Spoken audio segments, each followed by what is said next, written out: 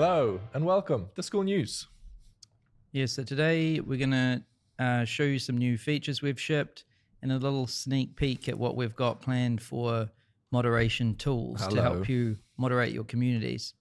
So a new feature that's live right now, spam risk score. So we continue to improve it, and we've now added it to DMs. Nice. So to show you what it looks like, here I've got a community, I've got a membership request, and it says spam risk score high. Ooh. And we noticed a lot of people were saying, like, what does this mean? What should I do? So we added something next to it, and you can just click it now. And it says high risk members are likely to spam or scam. We don't recommend letting them into your community or engaging with them in conversations. And our system looks at different signals to identify high risk users. So now it tells you what it means, which is nice. Yep. And it's not perfect, but I would be careful with people that we are flagging. Yeah, and sometimes it lets spammers through, and we'll continue to make it better to try and reduce the number of spammers that get through to big groups. Now, you know, this is very good for stopping new high risk members coming in. But what about members that might already be inside or that, right? So we've done something there too. Now, if somebody tries to DM you and we think they're high risk, we put this massive red thing on their chat. So it doesn't matter if they've already been chatting for a month or whatever, boom, it's just right there. Or if they're trying to start the conversation, you know, we've noticed they try to start with simple things like hi, hello. How are you? Yeah. So now it's hard to do that when it just says this. And again, we show that little thing right here. And what we recommend doing is just clicking block. Boom. Done. They won't know that you blocked them, and you'll never see them again.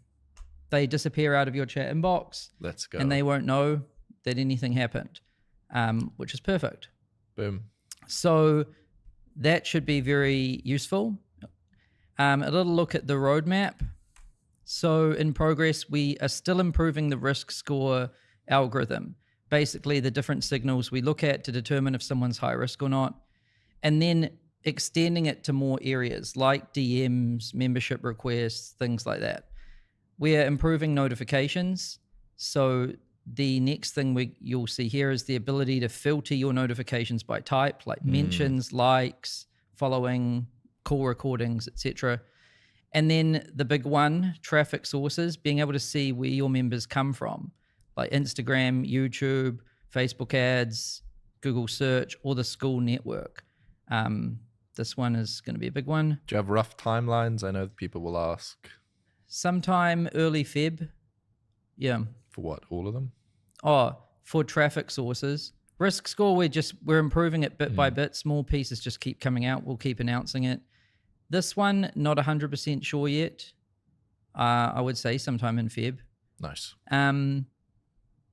Then up next, moderation tools. So we're going to give you more tools to help you moderate your community, and I'm going to give you a sneak peek at what these things are soon. Page load speed, we want to make Skool load faster for everyone, especially international people. We're obviously going to improve discovery. That's our major project this year, where we will spend most of our time. Search results, categories, the ranking system, all of it. And then, languages, currencies for the international audience. Yeah, you said this thing on one of the team calls that was interesting. You said, we want Skool. We want people to say about Skool, wow, it's perfect. There's no bugs. It's quick. And Skool gives us members. You said that was like the dream testimonial. And all of those up nexts kind of link towards that. Yeah, right now, I'm not so worried about adding new features. What I'm trying to do is fix the problems. So if Skool isn't loading fast, make it load fast. If there's bugs, fix them. And if there is spam, get rid of it. Because what's the point in adding more features if there's these other problems, right? Yeah. And then show you where your members are coming from. These aren't necessarily new features, but they're massive improvements to what we've already got. Yep. Including, notifications and things. Yeah. So sneak peek, moderation tools. So some things we're going to do here to help you moderate your communities. And this really isn't much of an issue for smaller groups and paid groups. Yes. So like when your group is small, like 100, 200, even up to like 500 people, it's pretty chill moderating it, honestly. Yep. And when your group's paid, it's very chill moderating it because everyone's paid. It's when you tend to have a bigger free group. That's when your group's like 1,000 members or more, Yeah. and it's free. So this is where these tools really come in. So I showed you how we can, we can label a DM conversation if we think it's high risk. Well, we're going to go like one step further and just not even deliver it to you. We're just going to just filter it straight to a spam folder, send you no notification, no email, nothing. Nice. So, because if we think something is spam, let's just not even bother you. Yeah. I like it. So just go straight there. That will ruin spammers' day. Because they will, on their end, they won't even know. So they'll just continue to DM, but meanwhile, we're just routing them somewhere else. Nice. Yeah. So that will be one of the next touches. Then AutoMod to flag high spam score content. So, if we know someone is high risk, right, then we should just route their DMs to spam. But what say a high risk person does a comment or a post? Let's just automatically flag it as high risk. And let's not wait for a user to report it. Let's make the system do it, and we'll call the system AutoMod. Ooh. So think of AutoMod as like a member or a moderator that can just flag different things for you. Yeah, and it works 24/7. Yeah. And even if there's nothing wrong with the content, because, these people might start with something just like, hey, how are you? How are you going? Yeah. They're kind of smart. And there's nothing wrong with that content, but we know that there's something suspicious about the user. So let's just flag it. Nice. And then you can take it out. Yeah. So then if we flag their posts and comments, we flag their DMs, we separate their DMs into a spam inbox, and then we flag them as membership requests. I mean, we're starting to get them from all the different angles. Yeah. Nice. Yeah. AutoMod is coming. Ooh. And then, a little glimpse into the future of AutoMod. I think AutoMod's going to be quite a cool feature. So what things might it do? It might do things like automatically flag links. Because let's say, you might want to be you might want anyone who shares a link to be just like flagged, or particular keywords, right? Yep. Knowing spam content, we Skool the platform know the different types. Yeah, maybe it's worth saying like Telegram links and WhatsApp links are often nefarious. Dropshipping, e-commerce, digital marketing are a little bit sketchy sometimes. Are you educating the spammers? Johnny, cut this out. No, that's pretty basic stuff anyway. But basically, we can update these things like knowing spam content and just automatically flag it for you guys. But then it can go a bit further into some very interesting territory. Ooh. This is very interesting to me. Number 3, what if we can flag AI generated content or content we think looks AI generated? Because, and I've started to see this as a common pattern with other people too. I think of this as might be everyone in the world, but maybe it's more particular to people on Skool. But people don't like reading AI generated content. Personally, I hate it. It's just trash. Yeah. If someone just says like, write me a post about this, then the post's going to be dreadful. Yeah, I don't want to read some AI trash. Like, I want to talk to other people. And I think that's what makes Skool special right now is the rest of the internet is kind of going to hell. And, Skool is like one of the last sanctuaries of like humans. Yeah. And so I think we can probably provide some tools here that will help identify AI generated content. Yeah. Using AI, if you speak a different language, to try and get your grammar right is fine, or to try and make something more concise is fine. But just writing a full post with no human input, just with AI, is dreadful. Yeah, it's one. So we can be clear here. I think like if you need help with grammar or spelling, and you copy paste your paragraph into ChatGPT and you ask it to clean it up a bit, fine. Yep. Or if you write something and it's quite big and you want it to be said with fewer words, fine. Even that image it's when is the made. original idea wasn't even yours, then it's just trash. Yes. And I think if we start to flag this stuff and weed this stuff out, I think communities will be a lot nicer and people would appreciate it. But I'm curious to see what you guys think of this whole AI generated content thing.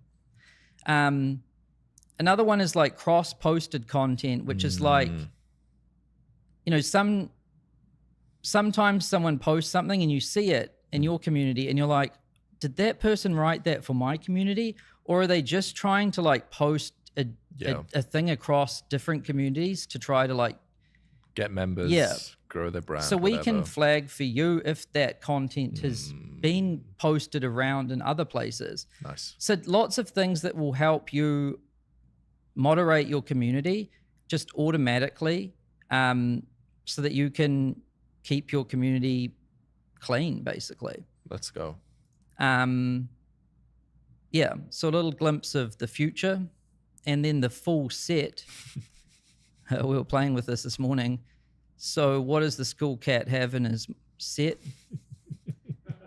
So basically he's got a risk score, which will be one of our tools that we continue to update. This looks at many signals and tells you if we think someone's high risk. AutoMod, which is able to flag things for you. And then the spam trap and the DMs, which just totally separates things. So these are the three kind of tools that we think will be very useful for AutoMod. Managing your community. Let's go. Very cool. Now, Skool of the week. Schools of the week. Bana Win. This community is really interesting. So Bana Win has a community called Harmony. About golden ratio frequencies. Very cool looking community. And so he is making 11,111 MRR, which is... That's crazy. That's Harmony. That's got to be a golden ratio. And he's charging $15 a month for his community. He's making 11 grand a month. And if we look at how he's getting his members... Instagram. So basically, he's got an Instagram profile. He drives traffic to his about page. Yep. He gets members. They sign up, and then we can see his Instagram here. And for a lot of people, it's as simple as that. You have a social media profile. You put your Skool link in your bio. You send them to your about page. They join, and then you can make money. Yep. So very cool to see that community. Then what else have we got? Lizzie Townsend. Yeah, this is a niche community. So we've seen communities about crocheting. That's very cool. But this is not just a community for crocheting. It's a community for crocheting for people who love fantasy. So they make like fantasy little crochet figures. Very cool. That's very cute. So yeah, the Fantasy Makers Guild, crochet for fantasy stuff, $5 a month. Yep. And she is making $100 MRR. Yep. And if we see where her members are coming from, she's getting members from Instagram and Skool. Nice. And if we look at her traffic sources, she is... So Instagram is driving 58% of her members, followed by Skool, which is driving like 20%. Nice. So, you know, Skool has this kind of tailwind effect where if you drive traffic from off the platform, then Skool starts to give you members too. Yeah. Eventually it would be so cool if it was like you give a member, you get a member. That would be really cool, where it's like 50%. That link, if you click on that, it's our second link. Yeah. By the way, for the person that owns this group, you'll get way more people join your group if you make that Skool link in bio the first one. Just a little tip. Yep. And she's been making really cool posts in Schoolers as well. Lizzie has been making some great posts documenting her journey in Schoolers. Yep. And it's cool to see things evolve too on the platform, because it started we just had some crochet communities. Yeah. But now we're getting these unique combinations, which is like crochet for fantasy, Yeah. right? Which is like we've had beekeeping communities, and Yep. then last week we had spiritual beekeeping. It's true. So it's like, it's just the natural evolution of things. Once there's one type of things there, it might combine with other types. And both of those types individually are successful categories on Skool, because we've got a lot of fantasy communities, a lot of crochet ones. Someone created the combination. We had beekeeping, we had spirituality. Someone combined them. There's this concept that I came up with that I didn't steal from anyone, that's weird works on the internet. Very nice. You're not going to claim credit for that? Fine, whatever. So where am I? And then we have this gentleman called Joachim Monson. So he has a community called Accordion Time, where he basically helps you make real music progress as an accordion player. Yep. And you get a bunch of benefits. It's a free community. And how he gets his members, basically 100% Skool, which is cool to see. These are becoming more common, and it tends to happen when you're doing something unique, because people will search for it, right? Like, and if we look at his traffic sources, we can see that Skool Network is driving 61%. Nice.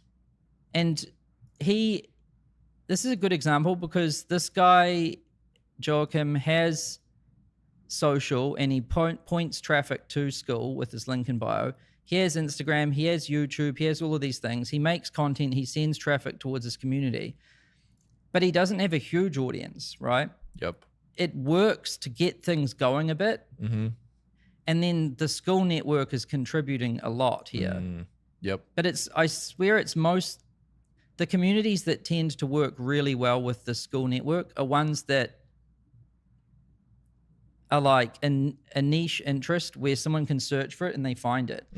Because we have another guy who has a ukulele community, and he was shocked because he posted about it nowhere. He didn't market it at all, but he was getting 10, 20 members because people were searching for ukulele. That's cool. Yeah. Yeah, and people, like most people on Skool, have a tiny, tiny audience, if no audience at all. And sometimes a small audience can be really, really, really powerful. You don't need hundreds of thousands of followers. Sometimes 1,000 followers, 500 followers can build a really, really strong community. I think this is a perfect example of not having a big audience, just starting to do the thing anyway. Yep. And it's starting to work. Yeah. Yeah. And even the people that had a big audience started with no audience. So it's just a part of the progress. Yep. And speaking of Joachim and his accordion community, he did a post in Skoolers, and he played the Skool news theme on the accordion. So let's check it out. Oh.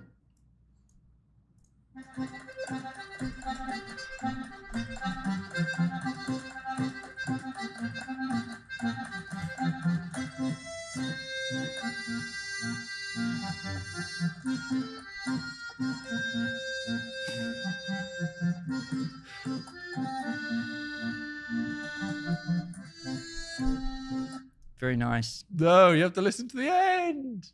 Oh, I can't believe you did that. That was the best bit at the end. Oh, no. Too late now. Oh. So Joachim, you're the man. We like your community. We like your video.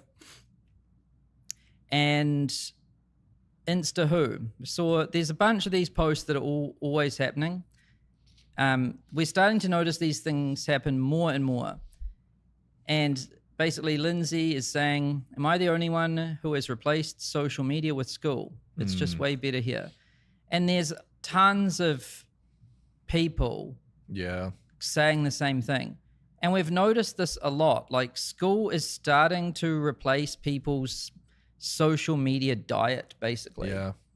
Yeah, the crazy thing is now Skool is more like social media than social media. Because most social media now, you just go on and you consume. You don't interact or engage with any other human. You just sit there and watch other people. Whereas on Skool, you can actually interact. It's actually social. So Skool is more social than social media now, which is crazy. Well, I think there's a lot of people doing interesting things on Skool, and we start with the passion or the interest, like the accordion or crochet or sacred geometry, right? Like that harmony group we showed you. Yeah. And if you're into any of these strange, like esoteric things, the other people that are into those things, you're probably going to get along with quite well. Yep. And so it's a very different situation than just going onto social media and seeing a bunch of like chaos. Yep. And yeah, we are starting to notice this. People are spending more and more time on Skool, and it tends to replace their consumption habits on other apps. Yep. Which is good to see, because then that's at the same time, that's also leading to more people discovering communities on Skool. And that's leading to more good communities getting members. Yep. Yeah. So very cool to see.